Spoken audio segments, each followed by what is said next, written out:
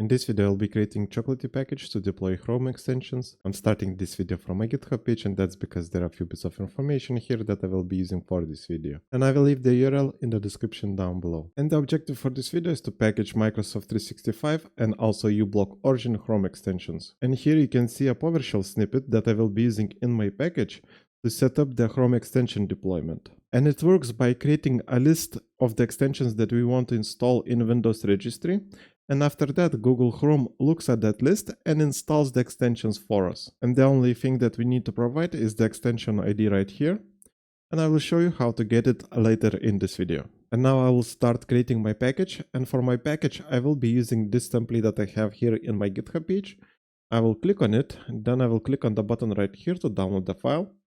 Then I will go to my downloads folder and double click on it to open it with NuGet Package Explorer. And now I will expand the tools folder. Then I will double click on chocolatey install.ps1 file and I will click edit here. And here we need to insert the script that I have in my GitHub page. So I will go there. I will click on the button right here to copy the snippet. Go back to my package and insert the script here. And like I mentioned before, for this script to know what extension to install, we need to provide the extension ID right here. And the first package that I will be creating will be for Microsoft 365 extension. And for that, let's go back to my GitHub page, because here I have links to Microsoft 365 and also to uBlock Origin Chrome extensions. I will click on both of them. And as you can see, it brings us to the Chrome Web Store where we can add our extensions. And the only bit of information that we need here is in the URL. And the extension ID is right here. It starts after the slash and ends before the question mark. So I will select the ID, then I will copy it, go back to my package and provide the value here. And that's it. Now let's save the script, go back, and let's provide some information about our package. So I will click on edit button right here. First we need to provide the ID. I will name it M365-extension, for example. You can give an ID whatever you like. Then the version number is not that important because Google Chrome will always download the latest version. And for the description, I will just copy the ID and I will insert the value here. Then I will click on the green check mark right here. And that's basically it. We have our package. Now we can go to File, Save As, and let's save it in my Downloads folder. And that's it with this package. And now I will create the other package for the uBlock Origin extension, but this time instead of creating everything from zero, I will just modify the values that I already have in this package. So first let's modify the script. I will click on edit here and let's remove the M365 ID. And now let's go to the uBlock Origin extension page. Let's select the ID from the URL, copy the value, go back to the package, insert the value here. Let's save the script, go back. Now let's modify the information about the package. Let's click here. Let's swap M365 with uBlock. Then I will copy the value from the ID and I will insert it for my description. Let's save the values. Now let's save this package. So let's go to File, Save As.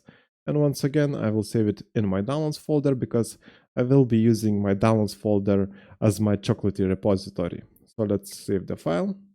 And that's basically it. Now we have two packages for the two Chrome extensions. And before I try to install the packages, I want to show you that currently in my Chrome browser, I only have a single extension, the Google Docs offline one. And also let's go to the registry because I want to show you the registry changes that the script will make.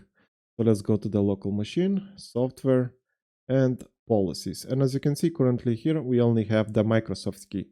But after we install the packages, the Chrome key should also appear.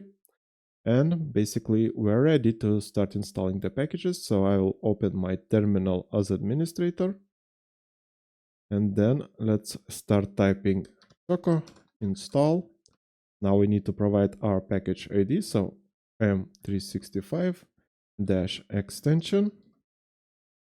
And because I have my packages in my downloads folder and I will be using my downloads folder as my Chocolatey repository, we need to add -s and then provide the Chocolatey repository location. So My downloads folder is in my D drive, so I'll type D and downloads.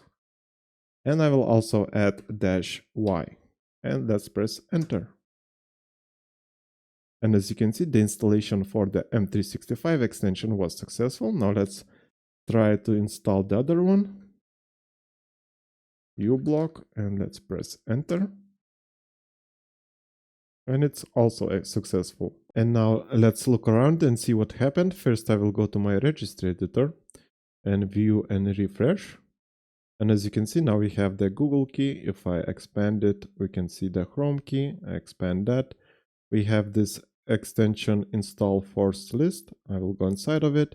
And here we have the IDs for our extension. And the important thing to understand here is that we are creating registry keys under the software policies key, and that means that we are using group policy functionality without Active Directory. And now let's go back to the Google Chrome. As you can see, currently I still have only the single extension, but if I close Google Chrome and then reopen it, and now if I go to my extensions, we can see more extensions here. We can see Microsoft 365 and also the uBlock Origin. And as you can see, the extensions that I installed has this icon right here. If I hover over them, it says added by policy. And that means that we used group policy to install the extensions. And this can be good or bad, because this means that the users will not be able to uninstall these extensions from the Google Chrome browser. And the only way to remove the extensions is to go to the registry and remove the registry entries that are created by the package. So if I remove the second item right here, then if I go to the Chrome browser, close it, let's open back up and go to the extensions. You can see that now I only have a single extension right here. Well, two extensions, but a single one that is installed by the packages. And that's it for this video. Like and subscribe if you want to see more videos like this, and see you in the next one.